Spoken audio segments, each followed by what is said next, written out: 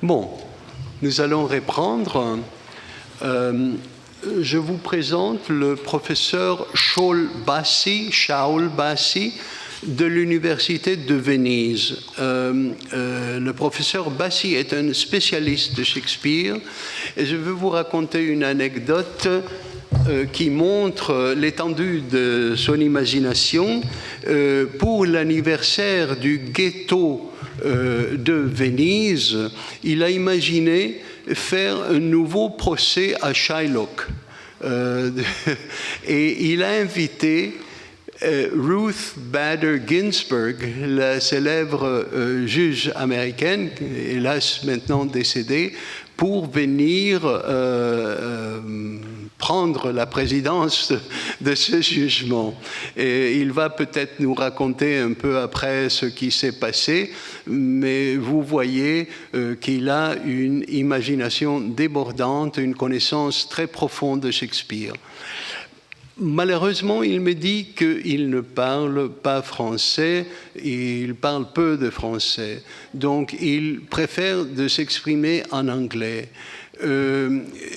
Certains d'entre vous m'ont demandé que ce soit en français, donc ce que je ferai, si vous voulez, après que le professeur Bassi a répondu aux questions, je vais vous faire un tout court résumé de ce qu'il a dit pour ceux d'entre vous qui ne comprennent pas l'anglais. Mais bon, Shaul, tout d'abord, tu as rencontré Hamlet pour la première fois quand? Et qu'est-ce que ça t'a semblé? Quelle est ta relation avec Hamlet? Alors, bonsoir. Merci beaucoup. Je suis honoré d'être ici. Parler d'Hamlet, c'est très difficile. Parler d'Hamlet après Alberto Manguel, c'est encore plus difficile. Alors, j'ai décidé, malheureusement, de parler en anglais. Je vais dire avec la reine Gertrude, I pray you pardon me. You know, and it will be easier for me. Mais je vais dire une autre chose en français, que Shakespeare n'était pas allemand, il était italien. Non, c'est ça.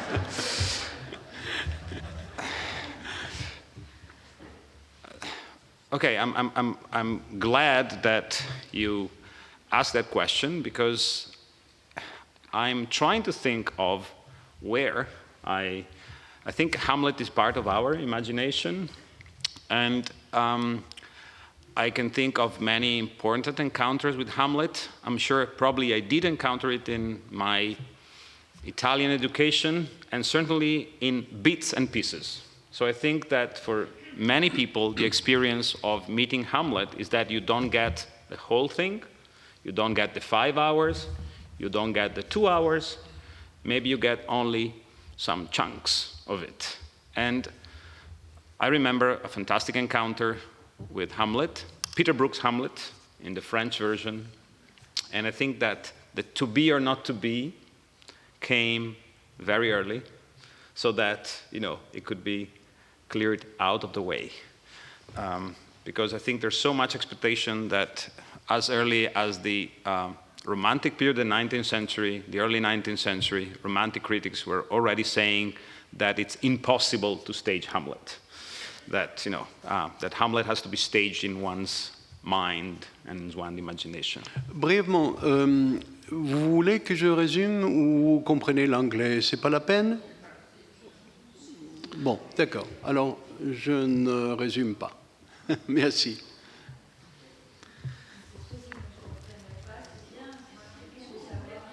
Ah bon, d'accord. D'accord. Vous préférez que... Bon, le professeur Bassi a expliqué qu'il a rencontré Hamlet très jeune. Il a étudié en Italie, mais seulement en morceaux.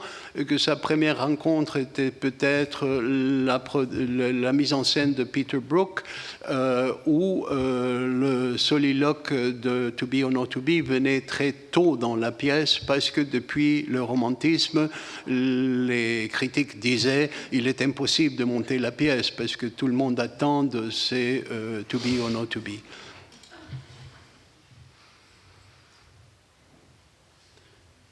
Yes.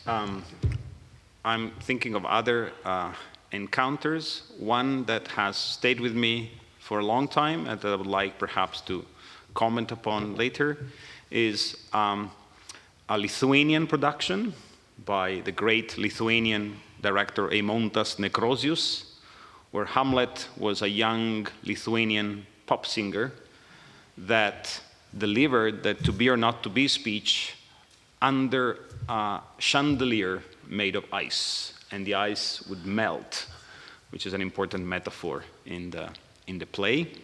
And so this idea of melting has also influenced me a lot. Too solid flesh. Too solid flesh, Yes. yeah. Il a raconté d'une production lituanienne qui l'a beaucoup marqué, où Hamlet était un chanteur pop qui chantait le To Be or Not To Be sous un chandelier de glace où le glace fondait sur lui. And when you were so kind to invite me, I immediately thought of the wonderful quote, because Hamlet also exists in multiple quotes in various adaptations and novels, and reference some of, full-fledged adaptation like Stoppard's, but also important quotes like the one of Paul Valéry, L'Hamlet européen regarde des millions de spectres. And this is a sentence that has stayed with me for a long time, and in the last few weeks has taken a new resonance for me. Donc son point de départ va être la citation de Valéry, qui est comment la citation Hamlet. L'Hamlet européen regarde des millions de spectres. Voilà. Ça qu'il écrivait. He wrote it in 1919, of course, at the end of World War I, and so Hamlet as this sign of crisis that has been. Qui rejoint peut-être la vision de Tarkovsky. Tu as choisi une citation pour ton intervention. Explique-nous un peu le sens de cette citation. Tu peux la dire parce que je n'ai pas par cœur.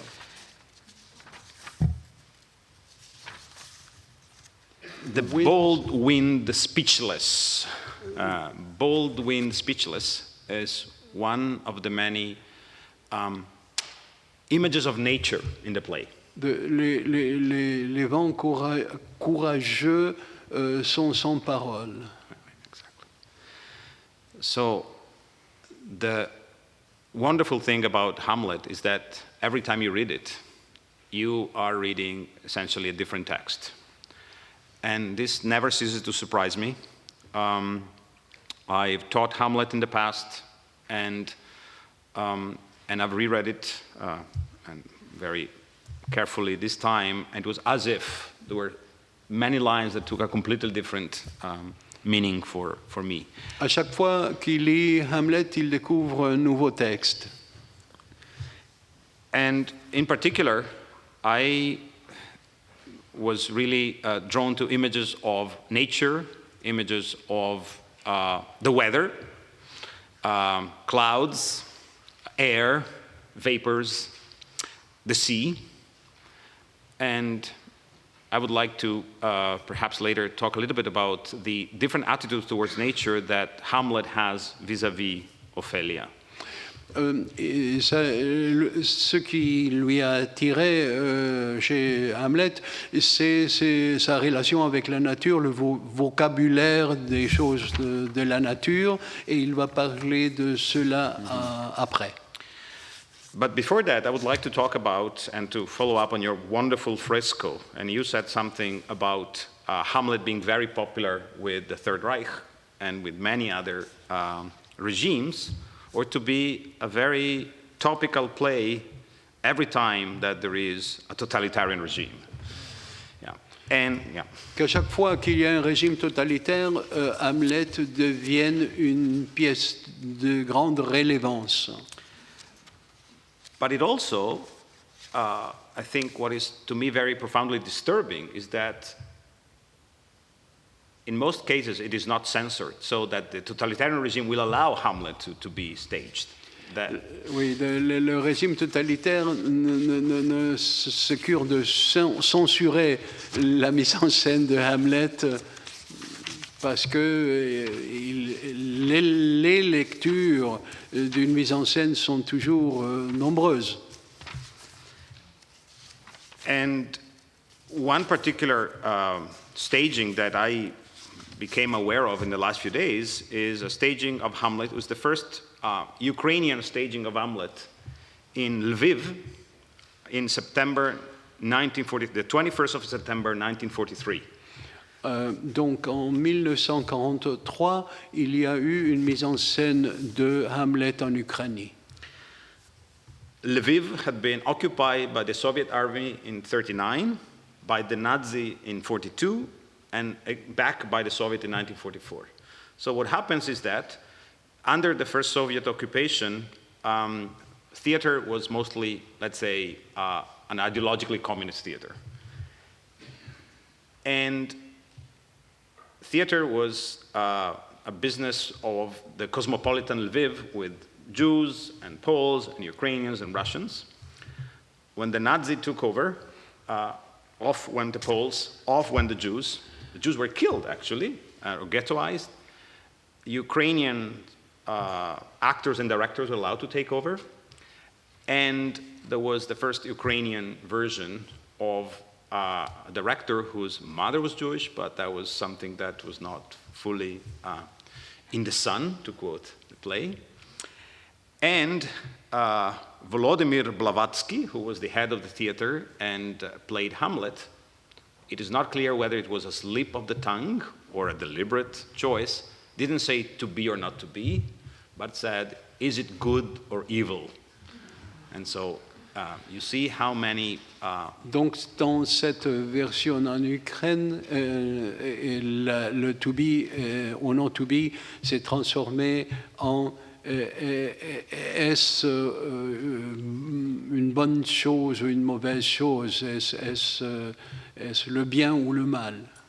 So we know that there have been, anti-authoritarian Hamlets. There have been Hamlets that stand for political resistance.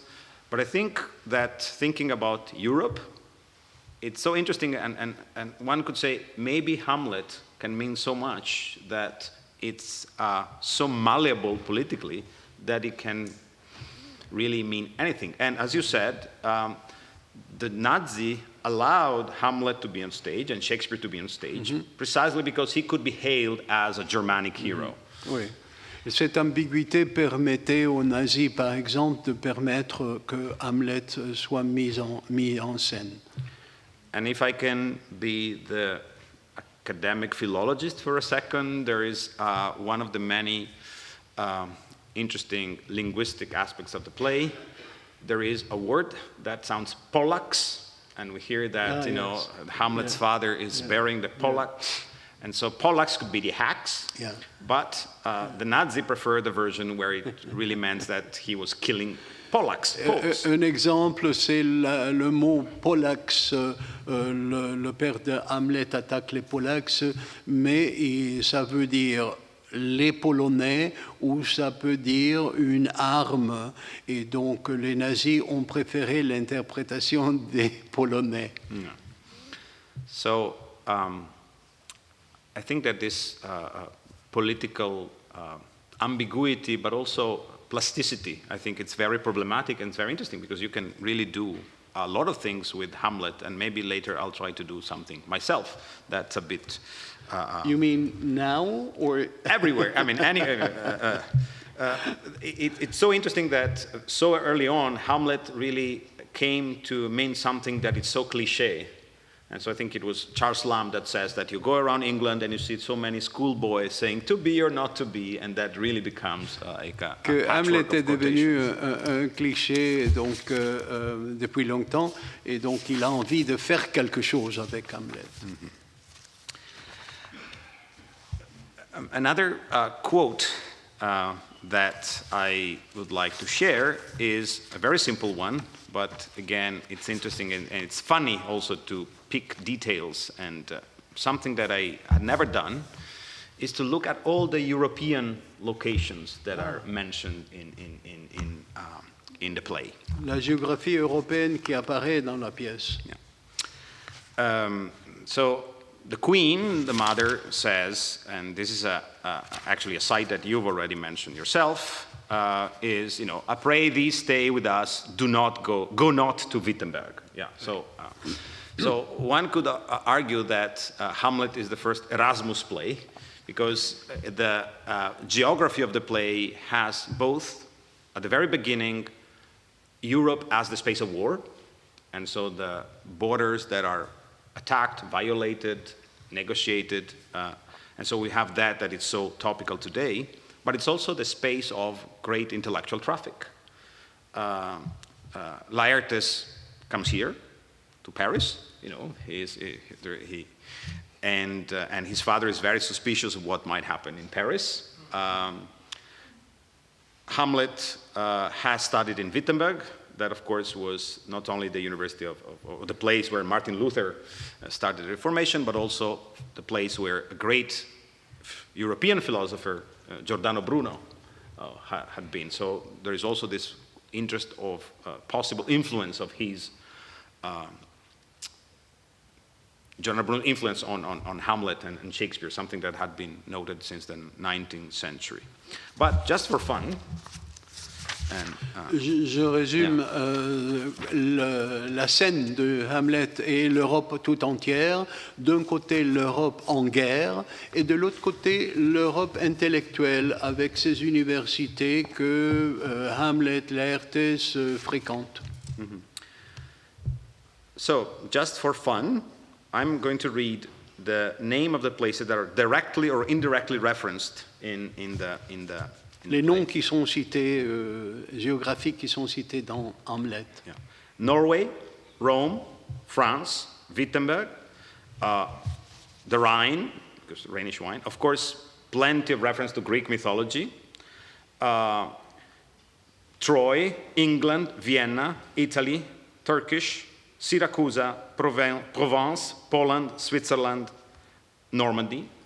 So when I think of Hamlet, when I thought of Hamlet, I thought of a very claustrophobic play. You think of the castle, you think of this,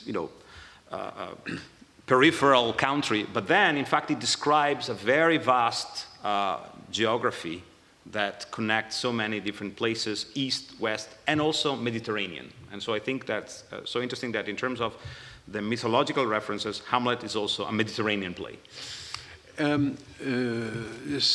Hamlet est une pièce méditerranéenne si on prend en compte les références aux zones de la Méditerranée qui sont citées dans la pièce.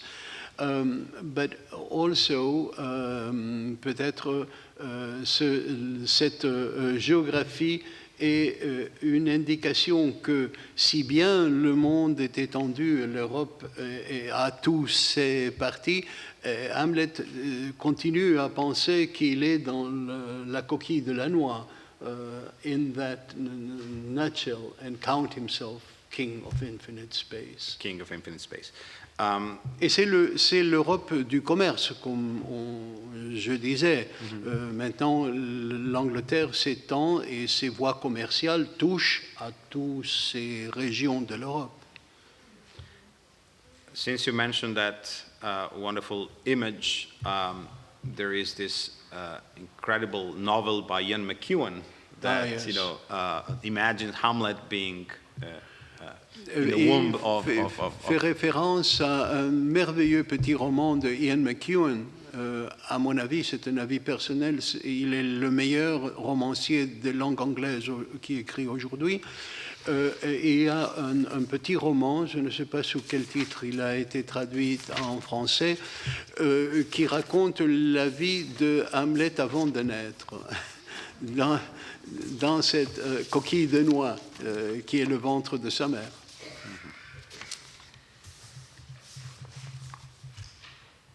If I can go back to the ideas of images of nature, Hamlet is famously a play with a lot of puns, a lot of punning, a lot of wordplay, which of course poses a big challenge to the translators.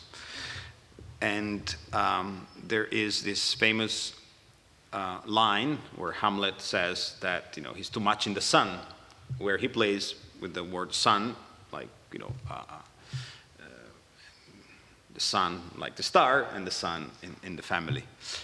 And so the little exercise I've done is to see whether we can read the natural metaphors in the play literally. So do the opposite of what most of the characters do.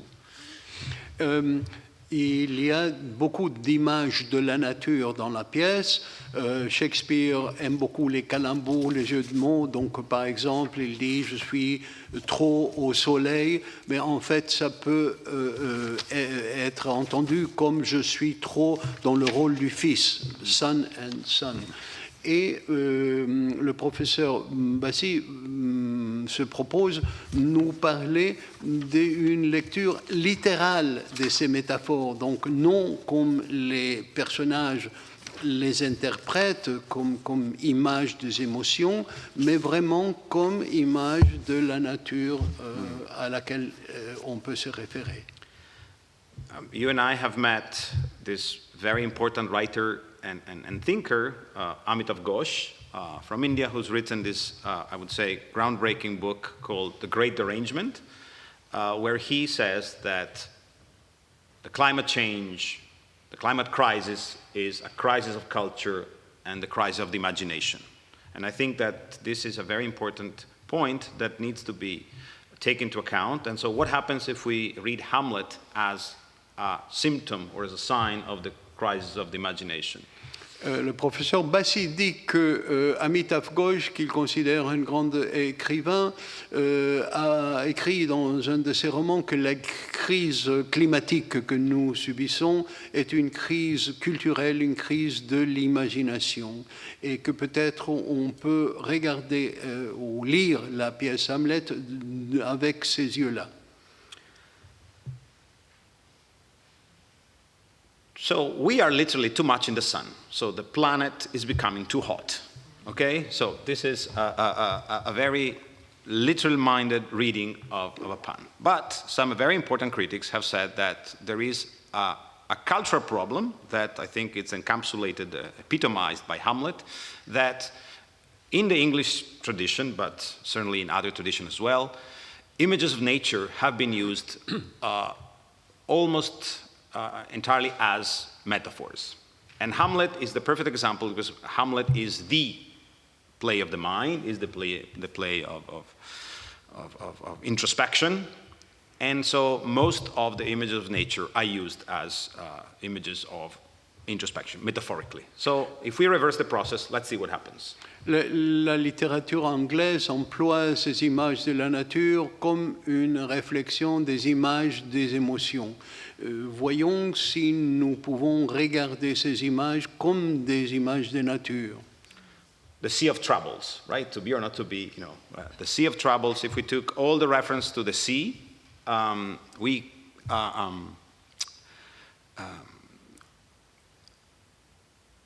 verify that they are all used as images of the inner state of mind of the characters. La mer comme une image du monde intérieur.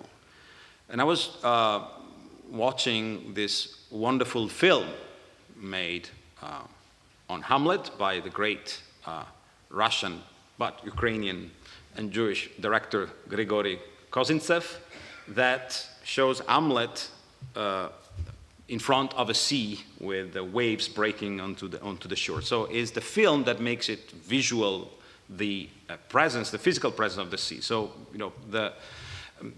by the way, the other reference I want to make is that Alberto Manguel has written a beautiful piece on Gertrude, where Hamlet is suspected of spending too much time on his meditations and torments, and says, well, and this is a problem of the weather we have here in Denmark. I think you say something like, it's 6 months bedtime or something like that. L'image de la mer, prendre des armes contre une mer des soucis. Et il fait référence à un film d'un directeur, metteur en scène russe-ukrainien qui montre Hamlet face à la mer avec les vagues qui battent. And maybe later I'll say something about the chicken, but that's for, as well. So going back up to this idea, it's an interesting coincidence that one important political moment in our relationship to the climate crisis was the conference in Copenhagen, so in Denmark, of all places, in 2009, where the conference of countries agreed that climate change is the number one problem, certainly one of the most important political problems today. Une conférence en 2009 à Copenhague sur les changements climatiques. Yeah.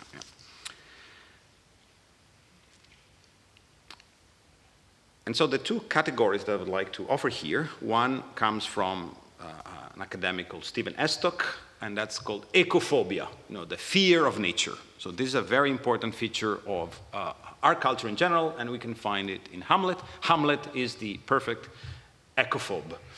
Le terme écophobie se présente chez Hamlet, mais dans notre monde aujourd'hui. Why is Hamlet an ecophobe? Hamlet has this idea that man is a quintessence of dust, and he talks a lot about dust, he talks a lot about earth, he talks a lot about clay. He has a very strong sense of the materiality of man, but what he sees is mostly decline, decay, rank, everything smells really bad. Il voit dans l'être humain qui est poussière la destruction, la rouille, une chose qui se débride. Yeah. So Hamlet's pessimism is, he seems to be a very tragic character because he doesn't see any form of regeneration. He basically, famously says to Ophelia, get thee to a nunnery. He sees also sexuality and reproduction or something inherently bad, as it were, especially thinking about his mother and Gertrude. Il voit le fait de la vie comme quelque chose de négatif et il dit à Ophélie qu'elle aille dans un couvent justement pour ne pas avoir de fils. So it is not Hamlet that says something is rotten in the state of Denmark, but this idea of rot is really one of the principal tropes of the play. And when he reads the nature, he reads nature, as I said, metaphorically. He looks at the clouds, and he also makes fun of Polonius, saying, you see that cloud looks like a whale, looks like a camel. And it's interesting because on the one hand, he offers us an idea of a vision of reading nature as a realm where you can also shift from one domain to another, the domain of meteorology to the animal kingdom. Et il voit dans la nature quelque chose qu'on peut lire. Il regarde les nuages pour se moquer de Polonius, lui disant ça ressemble une baleine, ça ressemble un chameau. Un chameau. Who is the opposite of Hamlet? And that's Ophelia. So you have ecophobia and you have ecophilia. That it's also a little Hamletic pun. Yeah. Yes. And I think we need to recuperate strongly the ecophilia of Ophelia's. How does Ophelia think about nature? She doesn't perhaps think about nature as much as she acts with nature, and she is identified with nature in multiple ways. Et Ophélie est le contraire de Hamlet parce qu'elle aime la nature et elle ne réfléchit pas à la nature, mais elle agit avec la nature. She speaks with flowers, famously. She gives flowers, she gives herbs, she gives rosemary, she gives rue, she would like to give violets. And in one of the most famous scenes in Shakespeare that actually do not happen on stage in Shakespeare, her image as the floating corpse is strongly identified with the floral world. Il parle dans un langage des fleurs et l'image, une des images les plus fortes, c'est l'image d'Ophélie noyée, qui on ne voit pas sur scène, mais qui hante la scène. Her clothes spread wide and mermaid-like. We see the dead Ophelia floating on the water through the words of Gertrude. So it's the queen, it's a woman, it's the words of a woman that report the image. So it's, for once, is the woman that controls the representation of the woman in a play where both Ophelia and Gertrude are, as you also mentioned, trapped in the roles of women. C'est la reine qui décrit Ophélie morte, et c'est donc une des rares instances dans la pièce où les femmes prennent le pouvoir de la parole. I live in Venice, and we used to have a mayor who's a very distinguished philosopher who wrote a very thought-provoking book on Hamlet, where he used Nietzsche to read Hamlet, and where he said that the problem of Hamlet is that he cannot properly decide because the decision to act would be his father's decision. And so he's facing this dilemma. And so unable to do what Nietzsche would have called a transvaluation of values, he just acts randomly. He performs a random act of killings, as we know. And so the only, let's say, I'm simplifying here, the only good character in the play is Ophelia, because she is silent. And silence is the only way to get out of the symbolic order of society, which is this cycle of killings and of power struggles. Le professeur Bassi vit à Venise, et un ancien maire de Venise écrit un livre sur Hamlet en se basant sur Nietzsche, et que dans ce livre, Ophélie est la seule qui, par le biais du silence, arrive à s'en sortir de cette mêlée d'assassinats et des crimes. But of course, as I just said, Ophelia is not silent. Ophelia speaks. Ophelia is often represented as a naive young woman, but she is not naive at all. For instance, she makes good puns about how sexually licentious are members of the clergy. So she's and she's not just the object of the sexual desire. She's very aware of sexual desire. But she, again, I want to reiterate this fact. Both she and Gertrude are always manipulated by the males of the family. Les femmes dans la pièce sont manipulées par les hommes dans la pièce, et Ophélie n'est pas silencieuse, elle parle, et elle est intelligente, elle fait des calembours sur la vie du clergé et sa vie sexuelle. Mm-hmm. But again, I think that the fact that she uses a different language, different code, that of flowers, with their multiplicity of meanings, not only the symbolic meanings, but also the, really what these herbs do. And today we are really learning that flowers and plants have their own language. And this is something that, to some extent, the play draws our attention to. Et Ophélie utilise le langage des fleurs, et aujourd'hui nous savons que les fleurs, les plantes, le monde végétal a son langage. But the other aspect to me is this reference made by the queen to Ophelia as a mermaid, as a hybrid creature. So we know that Shakespeare was infatuated with Ovid and the Metamorphoses, one of his favorite books. When you think about identity, we see how identity in its, I would say, worst possible expression is a kind of defending guarding the boundaries, telling that I am who I am because I'm not you, and I'm ready to kill you. What the great Franco-Lebanese writer Amin Maalouf has called, les identités meurtrières.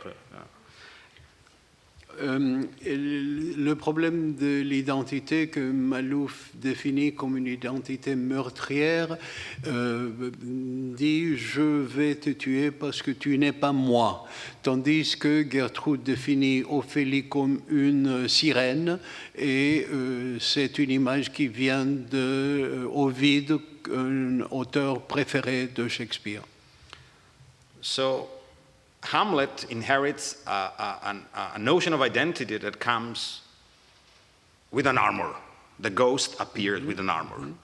So the idea of you have to, in a way, accept the legacy of yourself as a warrior, as someone that is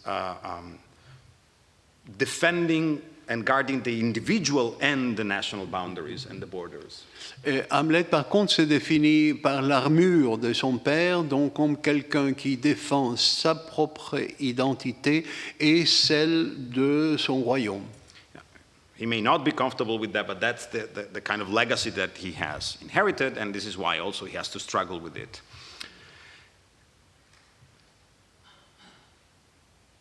This idea of hybridity, I think, is incredibly topical, and the siren is not only a reference, of course, to mythology, is a reference to the Odyssey, is a reference to this idea of opening up our individual, corporeal, national boundaries to other identities, including that of animals. So I've talked a little bit about flowers.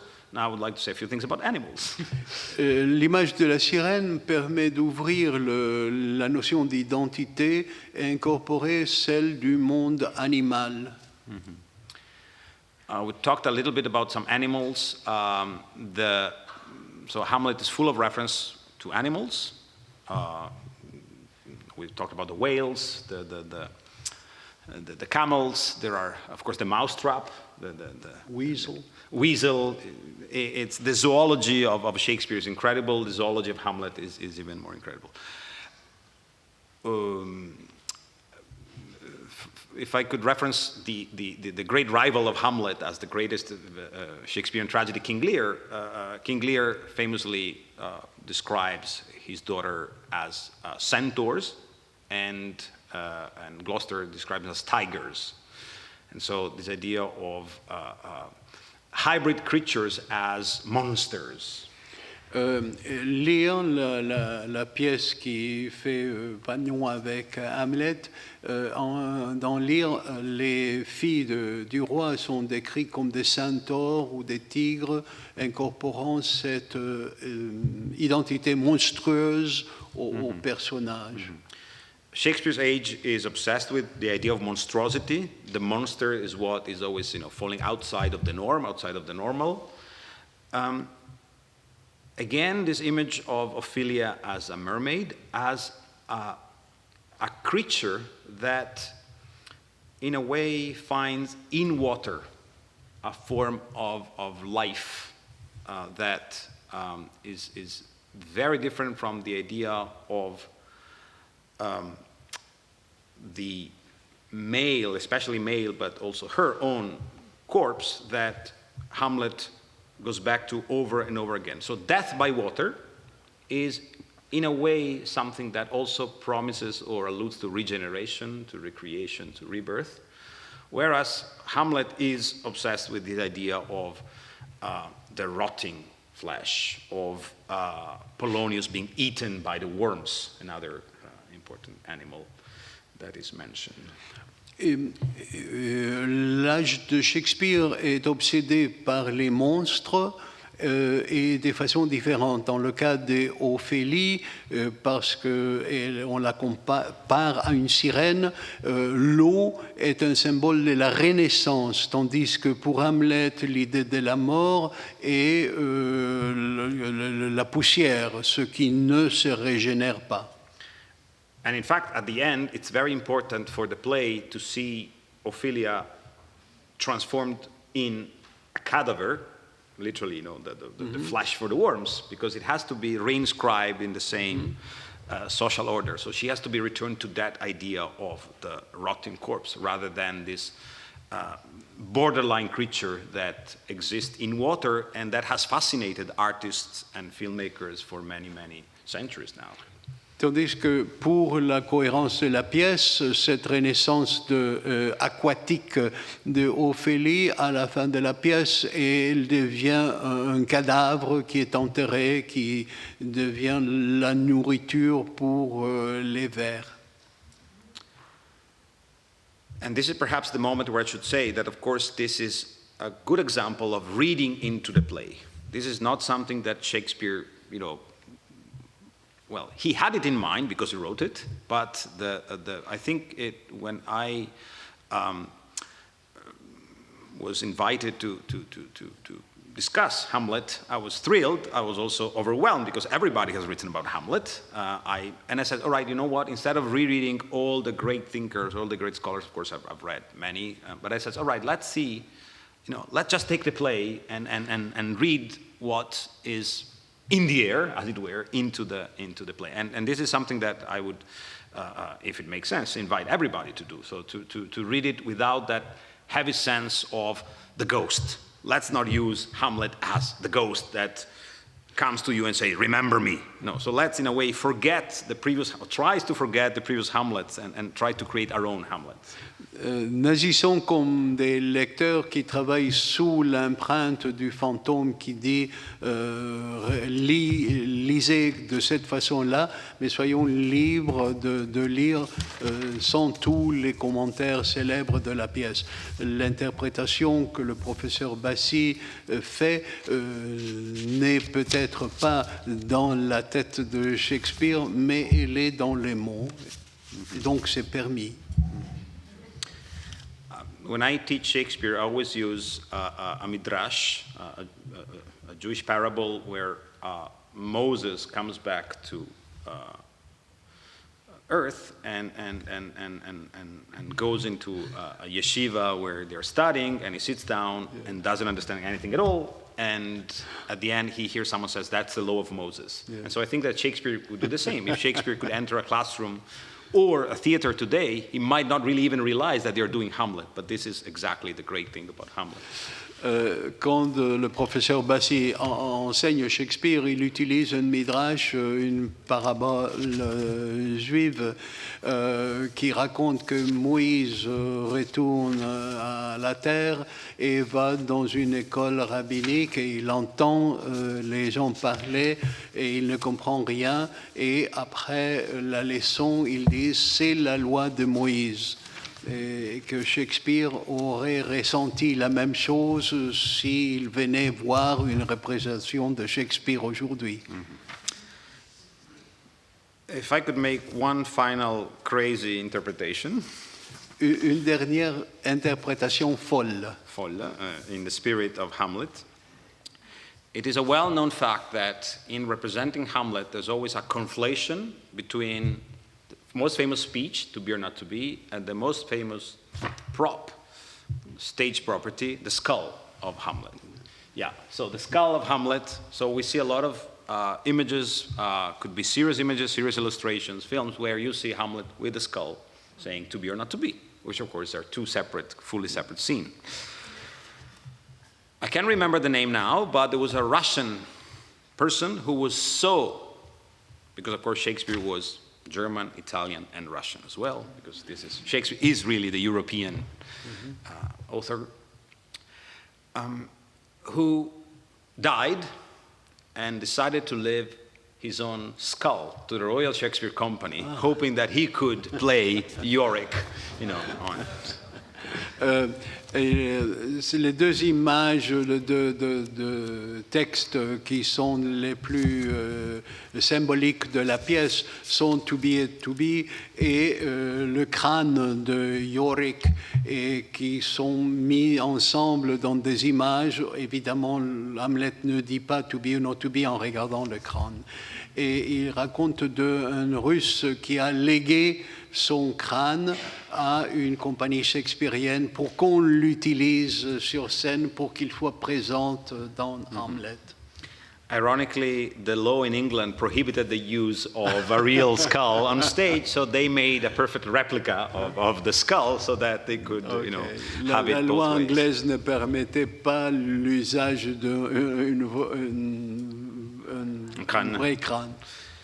But this also made me think of this great idea of recycling, which I think it's a very important part of On va parler de recyclage. Recyclage.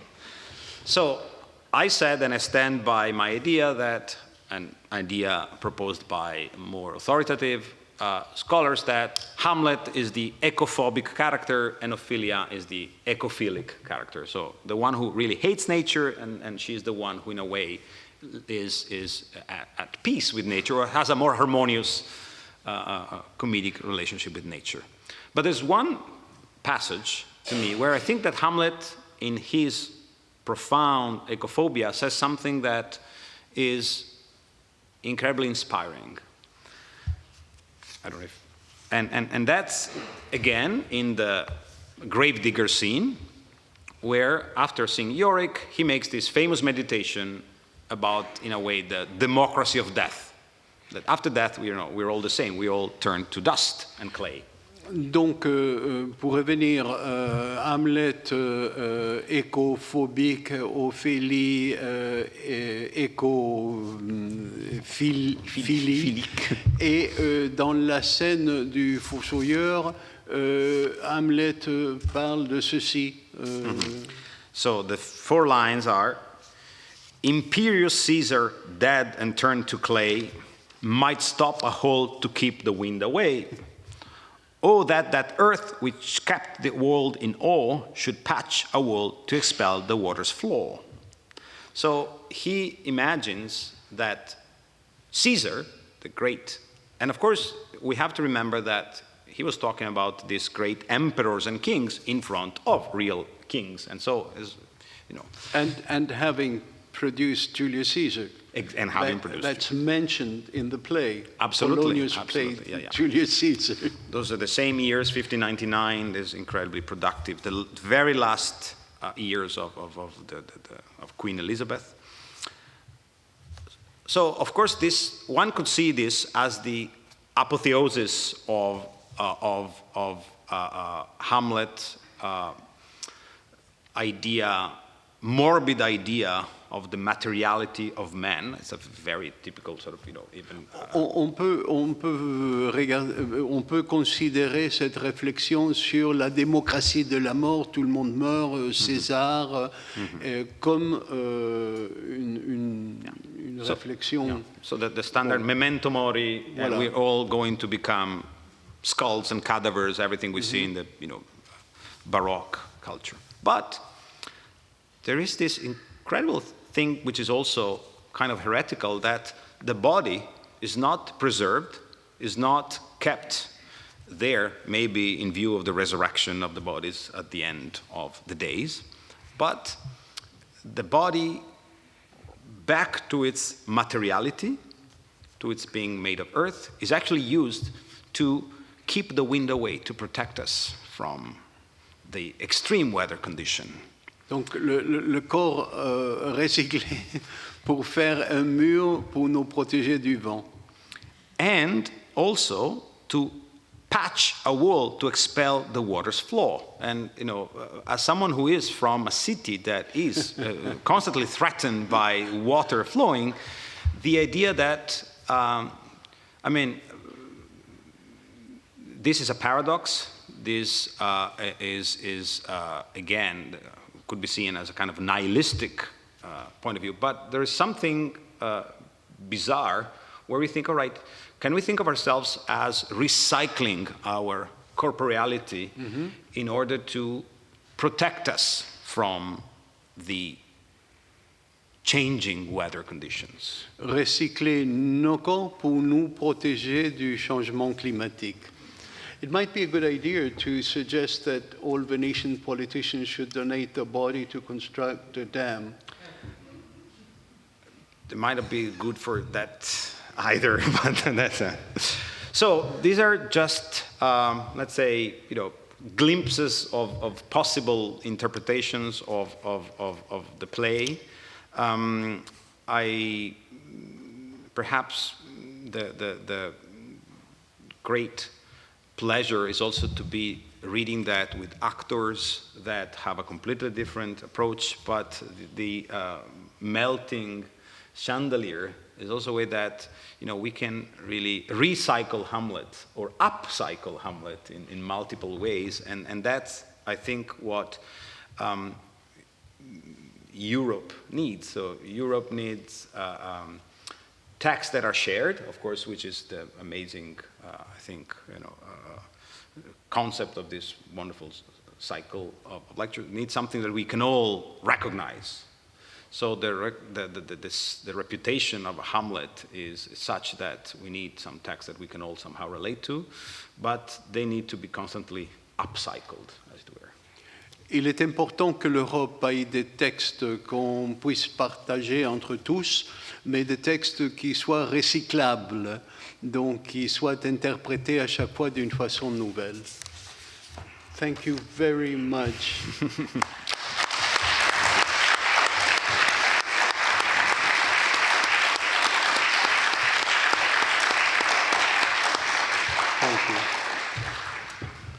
Merci et à la semaine prochaine.